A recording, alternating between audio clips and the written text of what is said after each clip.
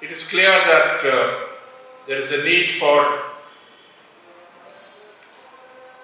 discovering or rediscovering value in journalism.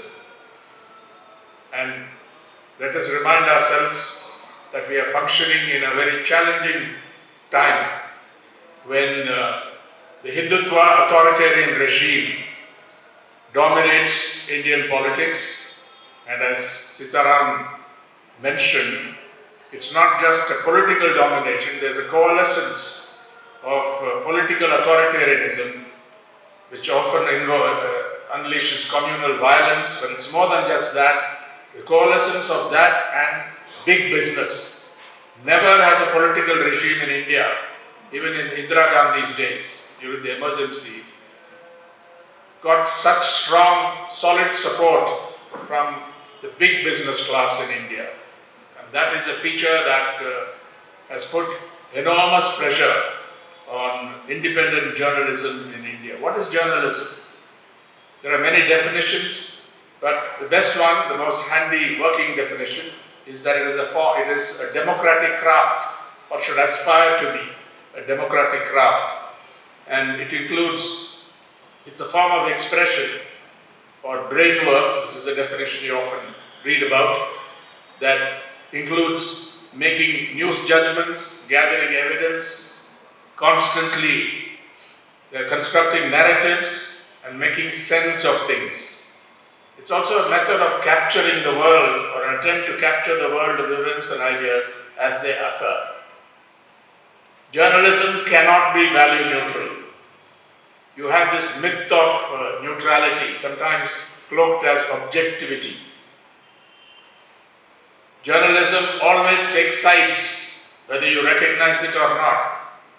And the idea of objectivity goes back to Walter Lippmann in the early 1920s, when Walter Lippmann, along with a co-author, authored a brilliant study of the failure of the New York Times when it came to covering the Bolshevik Revolution. Many times Lenin was declared as dead. And if you go back to that essay, it's a scathing and powerful attack on the kind of journalism that is pure propaganda. And so Walter Lippmann, analyzing the journalism of his day, the highly propagandistic journalism of his day, came to the conclusion that objectivity was not an attribute or a quality of journalism. Objectivity was a method, just like the scientific method, a method of approaching information based on discoverable evidence. It's a method, just as scientists try to discover the truth in a particular field and put it through a test. It's known as falsifiability. That truth or that information or that discovery has to be falsifiable through testing.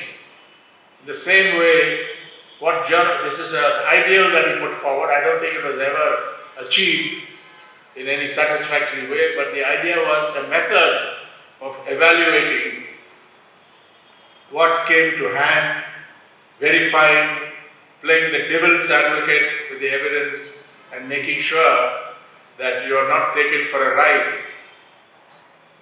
Some of the journalists here would immediately think of what happened to The Wire in recent times when it did this story on the head of the BJP's IT cell, Malviya, and earlier on the Take Form story where the editors of The Wire and the journalists were clearly taken for a ride. They put out information that was not clear or that was not true. Fabricated information was fed to them. So, what was the response? Immediately, an assault on a criminal case on the editors of The Wire and the journalists concerned, as well as the business and product head, leaving out the person who was instrumental in this fabrication. I don't want to take names here on this issue, but consider this. Journalism makes mistakes all the time. Can you think of a more calamitous mistake or blunder than what the New York Times did during the Iraq War. Let's go back to 2002, 2003, before that invasion, that hot barbaric attack led by the United States against Iraq and its people. And the central myth was manufactured by the US establishment that there were weapons of mass destruction in Iraq. And a well-known journalist called Judith Miller fabricated evidence that finally was used to sway public opinion on this in the United States and elsewhere. And that story has not been fully explored or investigated. There's quite a literature on it. Is there any media organization anywhere in the world which has not been made huge blunders, which has published or broadcast fabricated information, which has been free from propaganda or feeding false information of the kind that Shashi Kumar referred to when you see the social media, the disinformation that abounds with social media. And yet, the Wire, although it made an egregious mistake, an extraordinary mistake, blunder, it was a fiasco, you can say, but they did not do it deliberately. At least the people who are being accused in this completely unjust and over-the-top first information report, that is a criminal investigation by the Delhi Special Branch of the Delhi Police. This brings to mind the need to adopt the methodology that Walter Lippmann and many others have advocated for journalists as an ideal. And I think that's very, very important for journalism of the present. Today, journalism, many individual journalists as well as media organizations face serious challenges. There is pressure, there is risk, there is intimidation, there is a threat to their survival, and there are direct physical attacks. We know that according to the Global Media Freedom Index or Press Freedom Index put out by RSF, Reporters Without Borders, India ranks 150 out of 180 countries, countries and territories figuring in this index.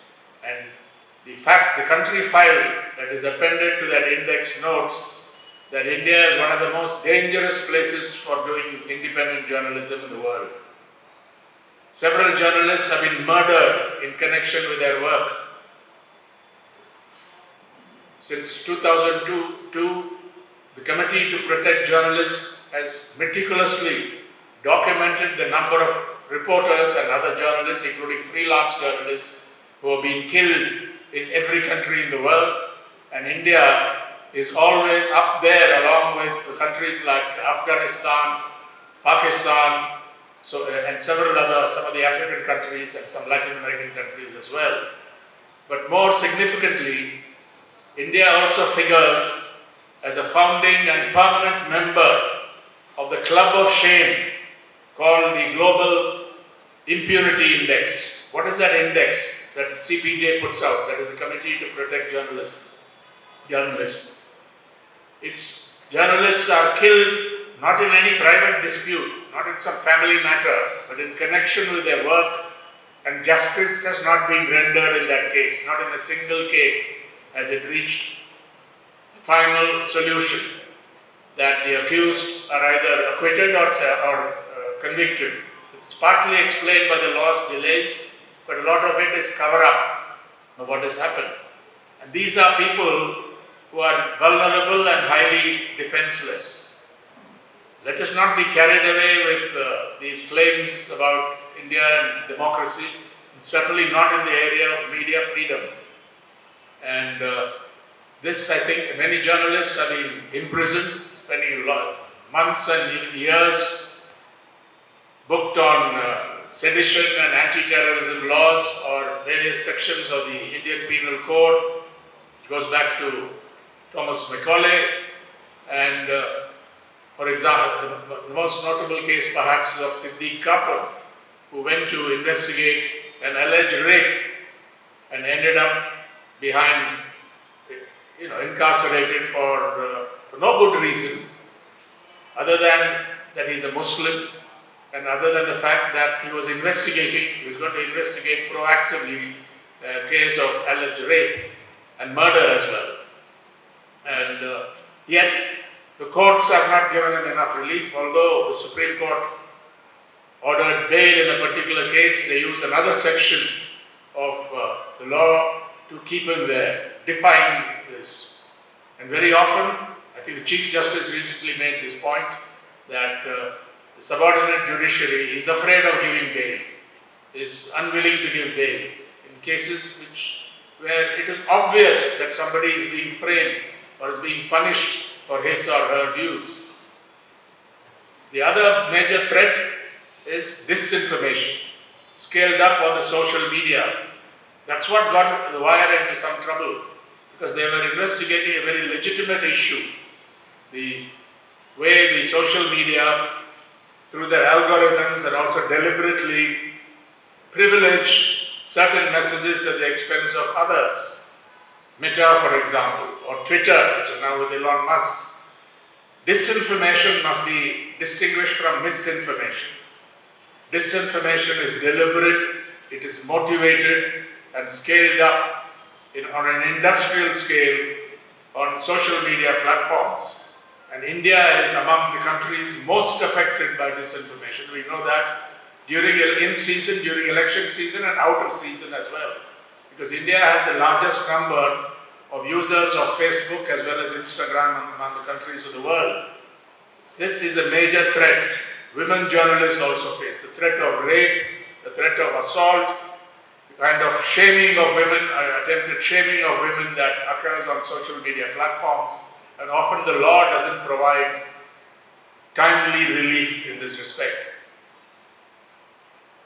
This is, during this authoritarian regime, you can't disconnect what is happening in the media space, the media ecosystem, from what is happening in the larger polity and also in the economy.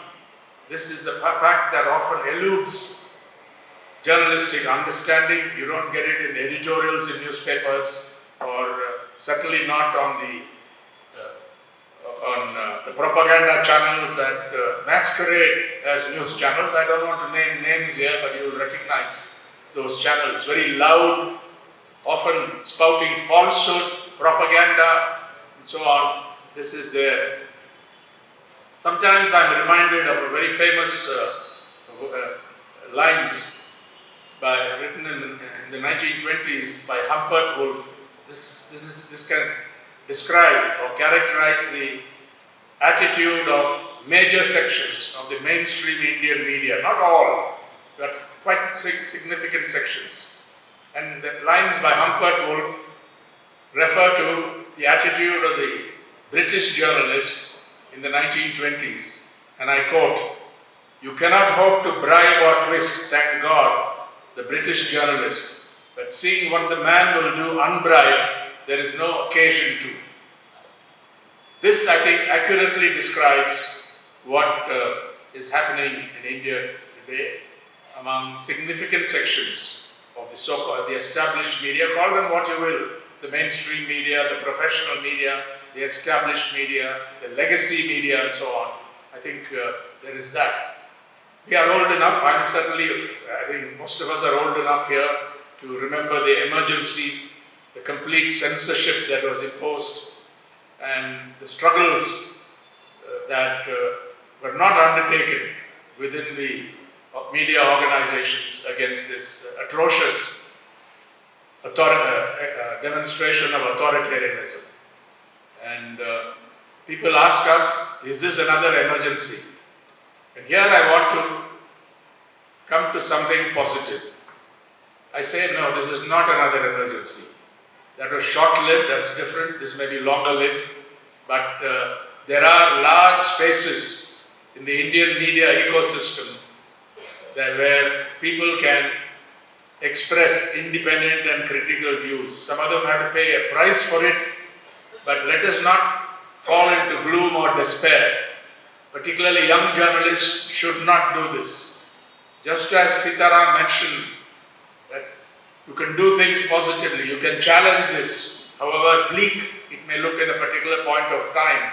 I think the same thing applies to journalism, independent journalists, progressive journalists, journalists who believe in social justice, who want to advance the cause of the working people, the millions who are victims of deprivation, mass deprivation in India.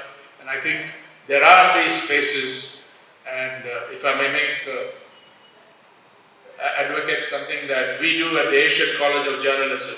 This is what Sashikumar, I to some extent, and our faculty at the Asian College of Journalism and in similar places where they exist, try to do among young journalists, teach them about the values of journalism, the principles involved, the method that people like Walter Lippmann advocated, and above all, we come back to the contribution of PG as an organic intellectual, to quote from Sitaram, and as an outstanding writer and journalist. Sometimes he pushed it to the limits, we know that sometimes he pushed it to the limits of what his political movement thought was appropriate, but he always stayed within that. He remained loyal to the revolutionary movement, to the party that he contributed so well to, and